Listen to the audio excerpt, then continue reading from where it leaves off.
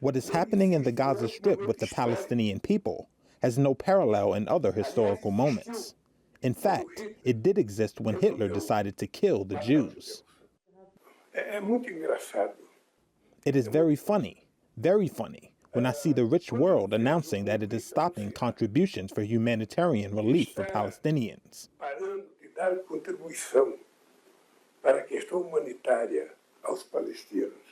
I am left wondering how big the political conscience of those people is, and how big is the heart of solidarity of those people who are not seeing that in the Gaza Strip, there's no war going on. It's a genocide. It's not a war between soldiers and soldiers. It's a war between a highly trained army and women and children. É uma guerra entre um exército altamente preparado e mulheres e crianças.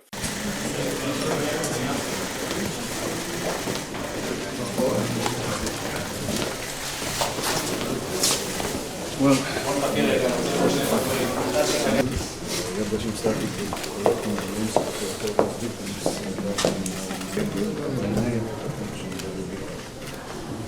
this book includes 4 million Latin characters,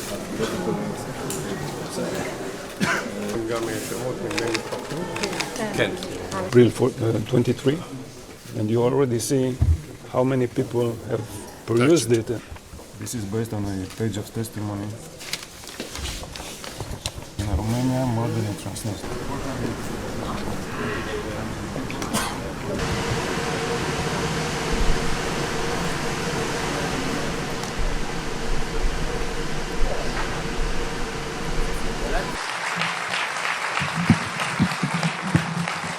Today, the president of Brazil, by comparing Israel's war in Gaza against Hamas, a genocidal terrorist organization, to the Holocaust, President Silva has disgraced the memory of 6 million Jews murdered by the Nazis, and he's demonized the Jewish state like the most virulent anti-Semite. He should be ashamed of himself.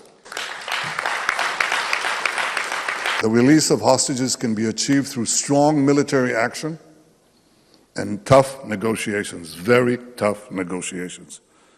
That tough position has to involve the exertion of pressure. And the exertion of pressure is not merely on Hamas itself, but on those who can exert pressure on Hamas, beginning with Qatar. Qatar can press Hamas as no one else can. They host Hamas leaders. Hamas is dependent on them financially. And I urge you to press Qatar, to press Hamas, because we want our hostages released. We cannot leave a quarter of Hamas's terrorist battalions intact. No one would do that in the case of fighting ISIS. You wouldn't leave a quarter of ISIS intact in a defined territory. You wouldn't even think about that, and you didn't. America finished the job with its allies. We will finish the job here with our brave soldiers. And we will make sure that the civilian population has a way to get out of harm's way, to safe corridors and to safe zones. I brought today a resolution before the government. I want to read it to you. Israel utterly rejects international diktats regarding a permanent settlement with the Palestinians. A settlement, if it is to be reached, will come about solely through direct negotiations between the parties without preconditions.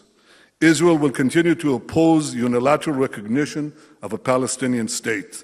Such a recognition in the wake of the October 7th massacre would be a massive and unprecedented reward to terrorism and would prevent any future peace agreement. This passed unanimously in the government today. It will pass tomorrow in the Knesset, I think with an overwhelming majority, and I hope that the conference can consider adopting this statement as well. This will send a message of unity, unity inside Israel, unity outside Israel, unity between us. Israel is united as never before. The army is united as never before. The public is united as never before. And we are united with you for one thing, Total victory. Total victory will give us security. Total victory will give us peace and an expansion of the peace with our Arab neighbors. And total victory will ensure our future. Thank you, friends. Thank you, the Conference of Presidents.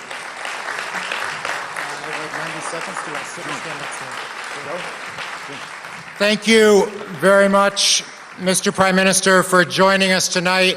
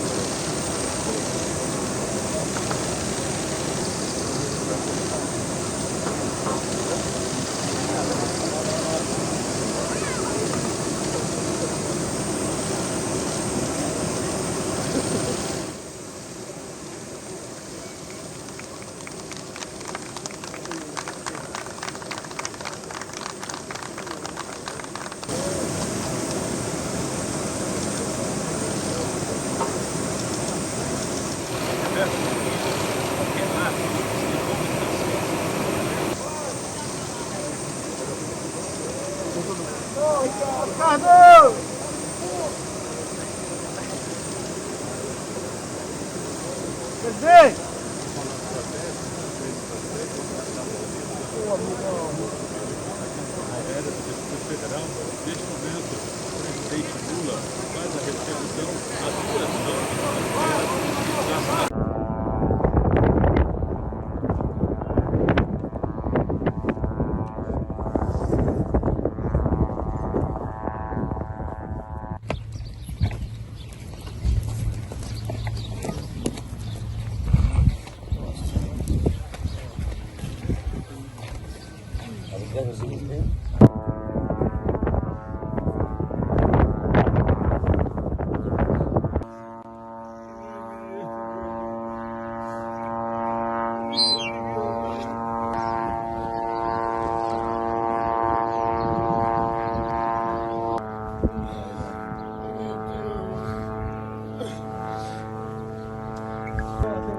Оболез, то совр еще